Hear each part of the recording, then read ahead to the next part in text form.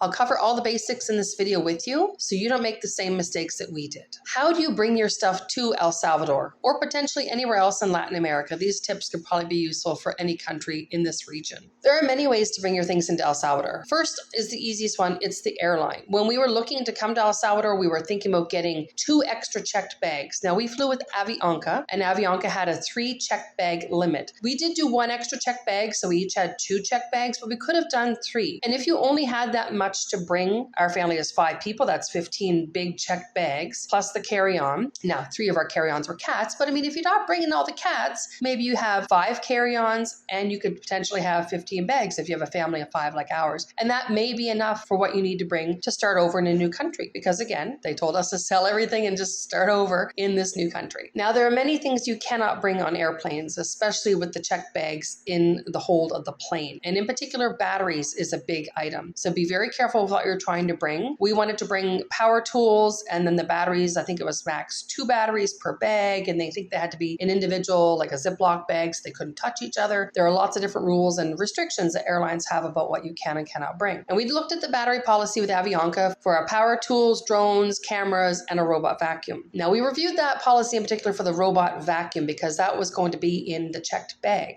And it met all the requirements for Avianca. However, Avianca took the vacuum cleaner out of my bag, stole it, and refuses to give it back. Well, actually, they say they don't have it anymore, and they refuse to reimburse me for my vacuum that they stole and then lost. It's taken months to go through this process with them, so this could happen to you too, that something is in your bag that gets removed. What happened was, in the Montreal airport, the group called CATSA, C-A-T-S-A, they go through all your bags, and they leave a little card, and it says, we searched your bag, and we did something. Sometimes it says, we didn't take anything out, which they did for 2 of our bags that had our security cameras, as well as I think the drone might have been in one of those bags or something else was in the bag. And the one with the robot vacuum, they put the card in there and said they did remove the robot vacuum. Ironically, I don't know how many people travel with robot vacuums, but they told me they found the robot vacuum and it was being held. And when I said, well, can you get it to El Salvador? Because I'm not coming back. They said, oh, somebody's picked up the robot vacuum, and they had all the proper paperwork. I'm thinking, how many people travel with robot vacuums in August through Montreal?